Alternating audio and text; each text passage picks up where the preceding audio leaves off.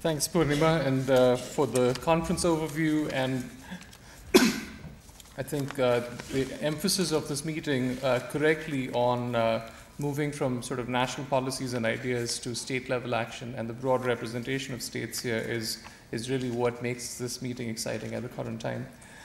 Next, I'd like to introduce Dr. Shenggen Fan. Dr. Fan has been Director General of IFPRI since 2009. He's been at IFPRI since 1995, where he joined as a research fellow, and he's conducted research on pro-poor development strategies in Asia, Africa, and in the Middle East.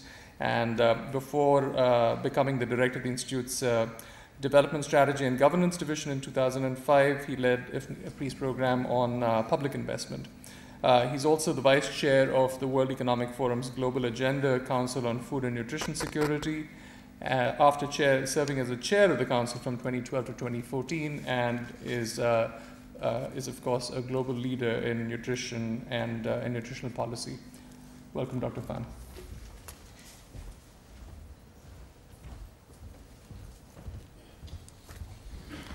Well, good morning, everybody. Thank you, Mr. Chair. In his introduction, he didn't mention a key word, that is nutrition. Indeed, for the last 20 or 30 years, I have not worked much on nutrition. But today, I'm very proud that I could be qualified as half a nutritionist. Marie can certify that. But seriously, I have seen a sea change here in India. I came to this country about 20 years ago to work on public investment issues. That time, we were looking at the priorities in supporting countries' agricultural growth, poverty reduction, and nutrition was never a word in our discussion. For the last 4 or 5 years, particularly after the 2011 IFPRI's 2020 conference here, I think many of you was in that conference. So we try to think very critically, very hard, how we can really leveraging or reshaping agriculture for better nutrition and health outcome. And as a result of that, maybe it's not as a result of that, in parallel, the CGIAR developed a very large research program to link agriculture to health and nutrition. So John McDermott is sitting here.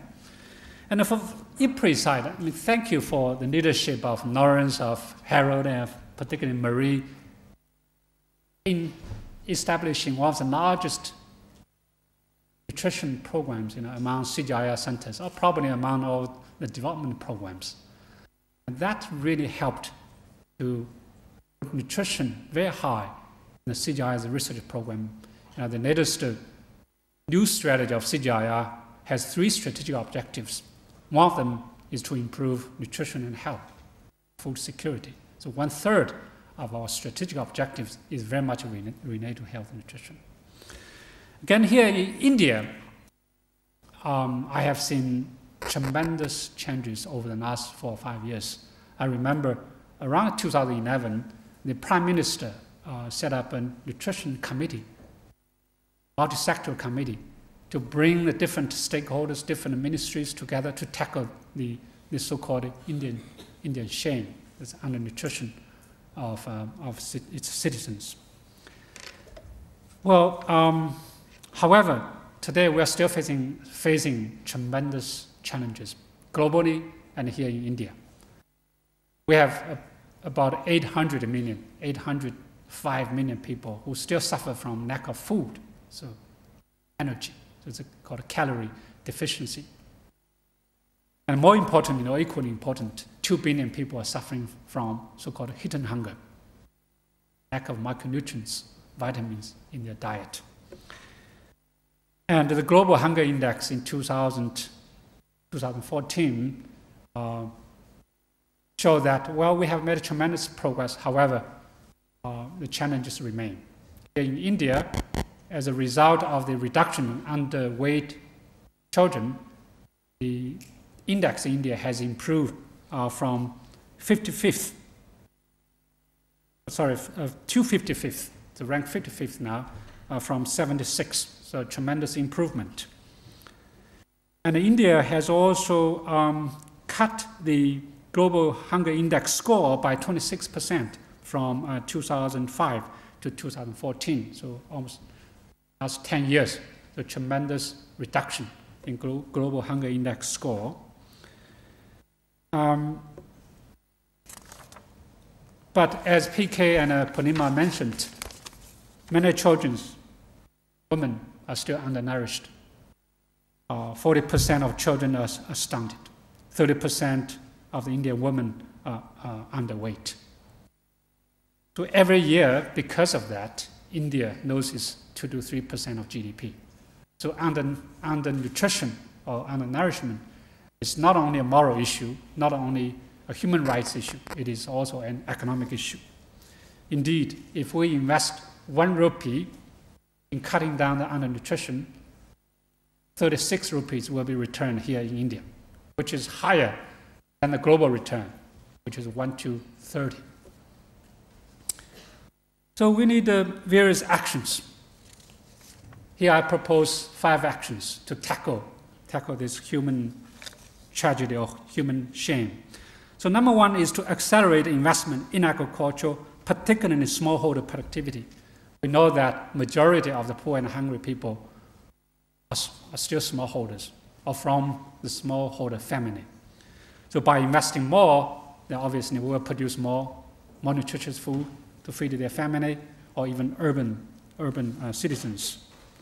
We must invest in agriculture research and rural infrastructure. We have demonstrated that returns to agriculture research investment has very high returns in terms of promoting agriculture growth, particularly smallholder agriculture growth, overall economic growth through this so-called multiplier effects. Improve access to inputs and seeds and fertilizer for smallholders in order to promote the growth. And obviously increase access to high-value supply chains and markets, for example, fruits, vegetables, and milk. And to promote smallholder-friendly innovations, community banking, ICT, weather-based index insurance, producers, cooperatives, and so on. Under PK's leadership, IFPRI is working on all these various fronts. Action 2, to adopt a value chain approach for improving nutrition.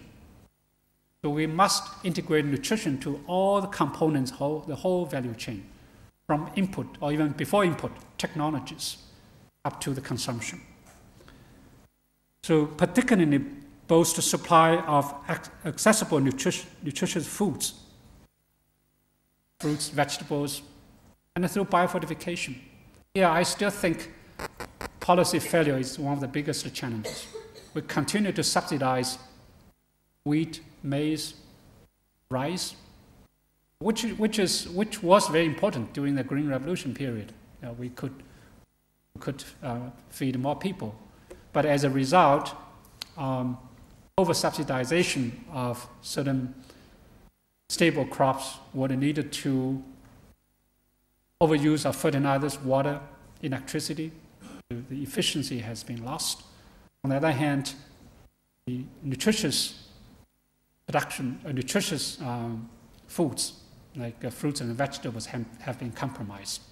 So can we start to remove some of the subsidies and use that subsidies to support nutritious food production, fruits and vegetables?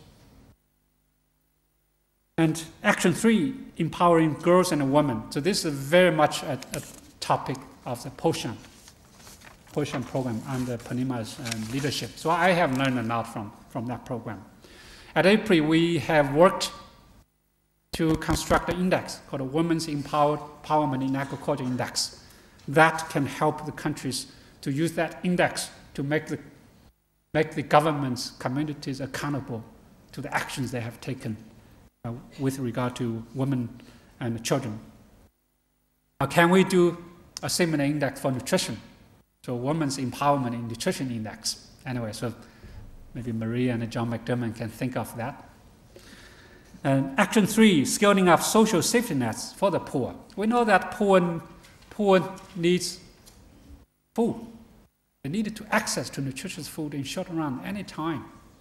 Even a short period of shortage can do tremendous damage to people, particularly children and women's mental and physical health. But the program has to be targeted. Otherwise, the cost will be big, and it will cause macro imbalances. How can we design a more targeted program that has a strong link to nutrition and health. I'm so glad that India has launched or has begun to introduce a food security program. That should be congratulated. However, that program needs to be better targeted to reduce the coverage, to target the poorest of poor, link that program to nutrition and health, reduce the cost of the program. And some of the saved costs can be used to promote smallholder agriculture production, promote certain nutrition programs. And action 5, to increase access to quality sanitation and health care. Every year, IFPRI, starting probably 4 or 5 years ago, every year IFPRI release a global food policy report. I'm glad that for 2014 to 2015 global food policy report, there will be a chapter on the role of sanitation on nutrition and health. I think Lawrence Haddad is author of that chapter. So around 2 or 3 years ago, the UN Secretary General Ban Ki-moon introduced an initiative called Zero Hunger. So his ambition is to end hunger or eliminate hunger, malnutrition in our lifetime, in our generation. I think that ambition, that initiative is great, but it needs, at least it needs 2 improvements. One is the definition of hunger. Hunger should not be just lack of calorie. It should include quality diet or balanced diet. Nutrition has to be part of that hunger issue. Second, the time frame. Our lifetime is not clear enough, or even our generation is not clear enough. Can we end hunger in a decade by 2025? I think India is very much committed. The global community is committed. Let's all work together. Countries have policies, investment, multi-sector approach together. I call it a country compact. And the country signed a mutual accountability compact to make sure that we are all jointly accountable for the final outcome of eliminating hunger and malnutrition in a precise time framework, let's say by 2025. So finally, let me thank Purnima Stewart for organizing such an exciting conference. So I'm looking forward to learn from this conference. Thank you very much.